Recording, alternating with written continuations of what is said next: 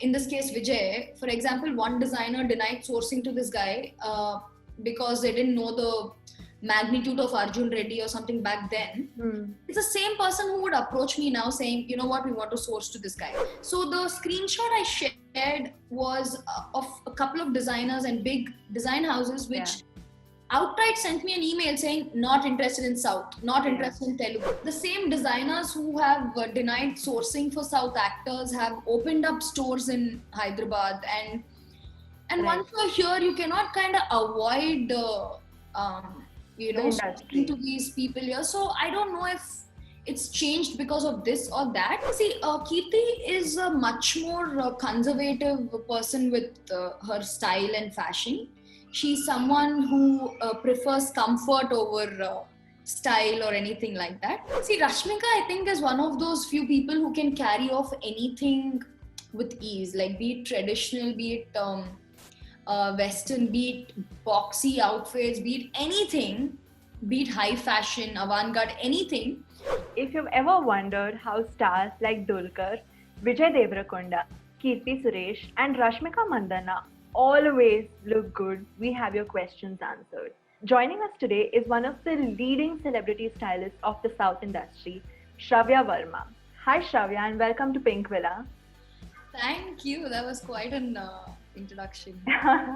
So to begin with, I want to know, not just me, I'm sure a lot of people want to know what your journey was like. How did it all start? It is pretty, how should I say, unconventional because as cliche as this might sound, I kind of fell into this job more than me choosing it.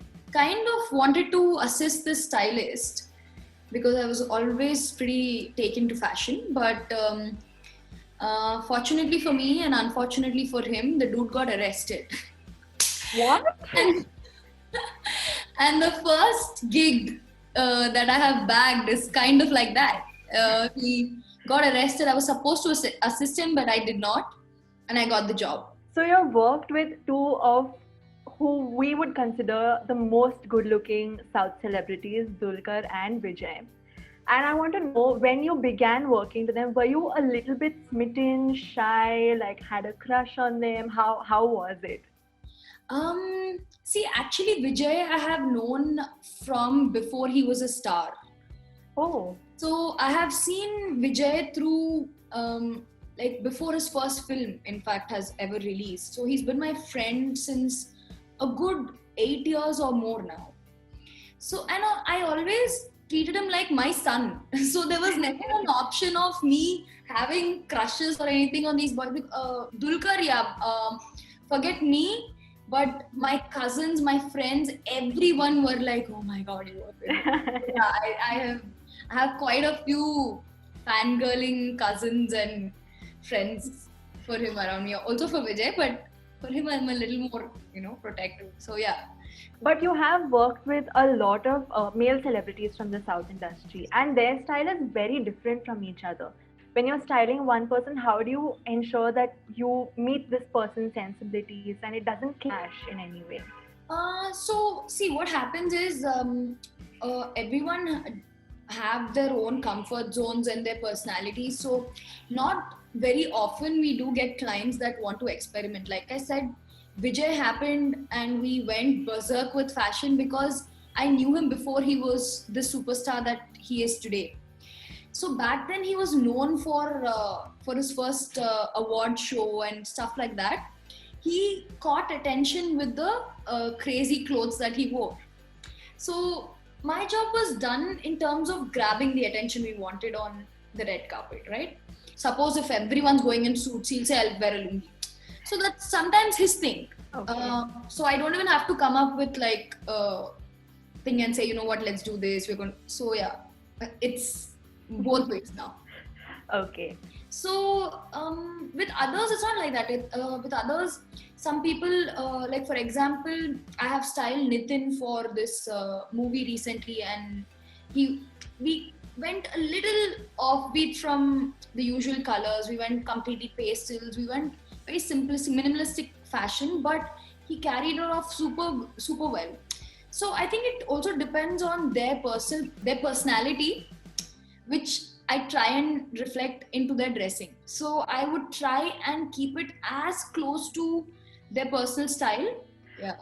So for Vijay's style, his personal style and fashion has been drawn parallelly with Ranveer Singh's a lot of times, because both of them are very experimental, very open to trying out new things. Yeah. And you're saying that it comes from him naturally, like you didn't bring that out in him at all. See, I wouldn't say that. I always said that Vijay and I together kind of evolved in fashion. Like we kind of, because at the time, even I didn't style so many male stars. But with Vijay, he gave me a free hand. Like I wasn't scared to show a wacky outfit and be like, I'm not sure if he's going to be offended or be like, he was like, you know what, let's do it. In South fashion scene of South stars, even a small print or anything like that is, it's not very common. Like experimental clothing in general is not as common as you would probably see out there, right? So I think the closest comparison they would do is for a Ranveer Singh, but I think there's a very stark difference between their clothes, according to me, because what Mr. Ranveer would wear is very avant-garde and very, you know, out of the box stuff. Like Vijay wears very edgy clothes.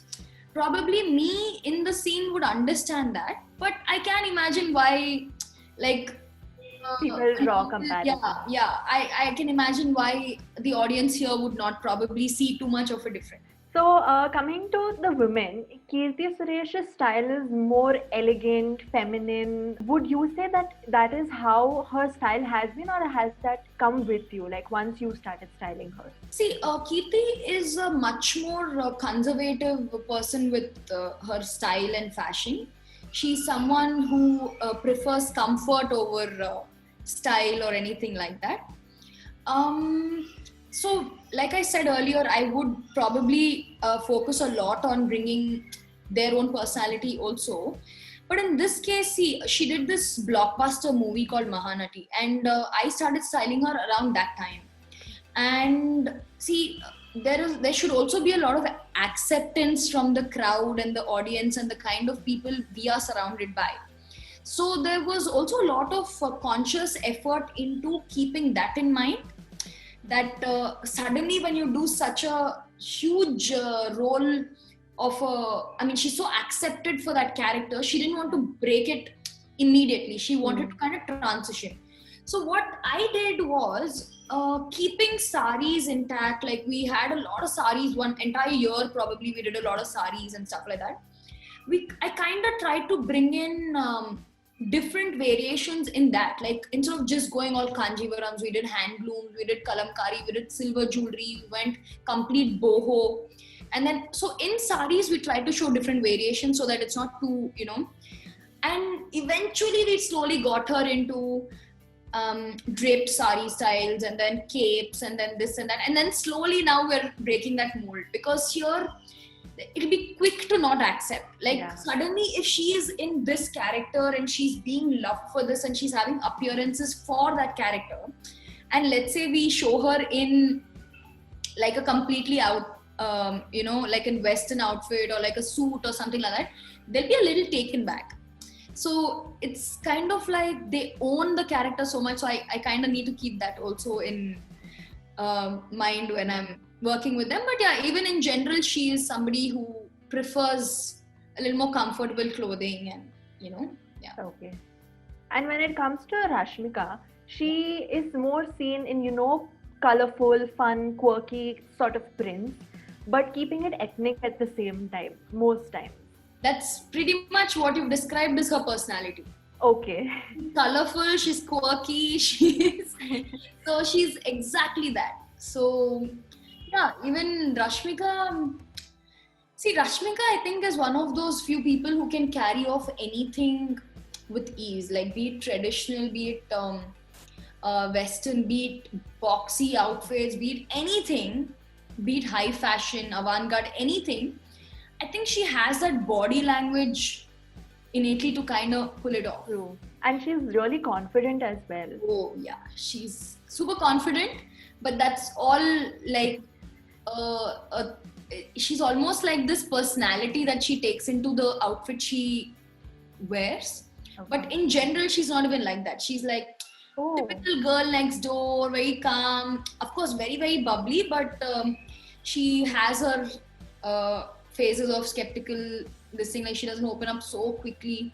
So, yeah, she almost takes to the outfit. She becomes that person once she wears the outfit. I think 2 or 3 years ago, you had spoken about how fashion designers aren't exactly open to sourcing to Tamil and Telugu actors. So I want to know if that has changed and how it has changed.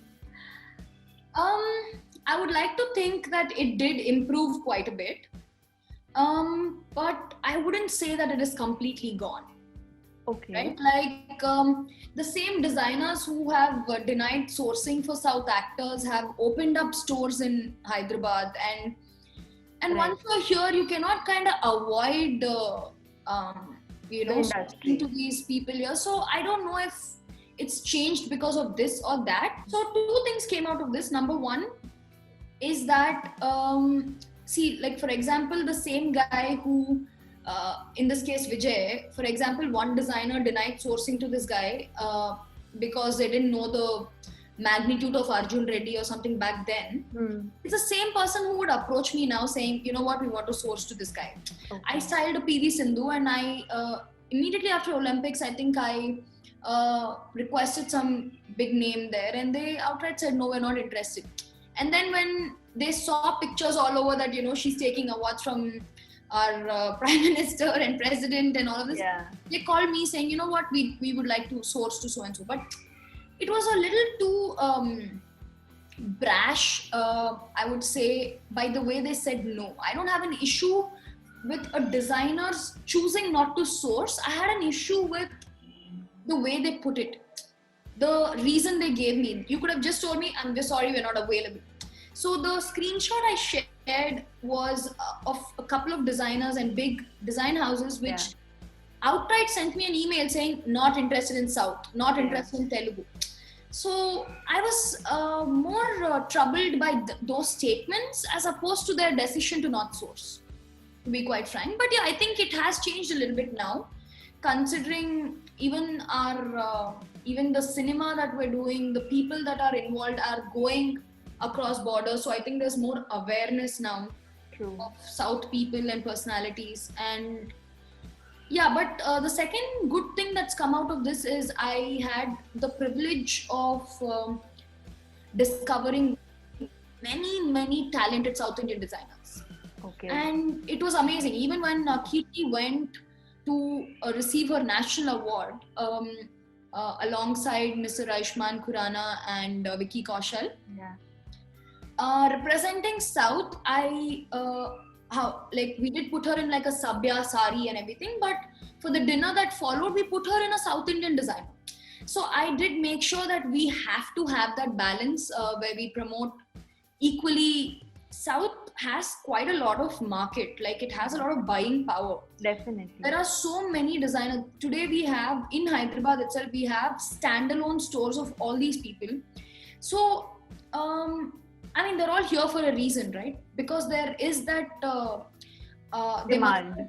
What I had issue with was like some other designers who kind of were very blunt about not interested particularly in this, and their point for telling me that is don't come back to me for sourcing. Okay. The point was not to tell me that we don't have something for you right now. The point of sending me back an email saying not interested in South is come back to me when you're styling a Bollywood guy, right? Yeah. It pretty much translates to that. Yes. So I had an issue with that. So these designers who said no to you, have they approached you after that? Yes. Okay. Like, I think about 4 or 5 of them who have done this, and 4 or 5 of them, all of them we have crossed paths with eventually.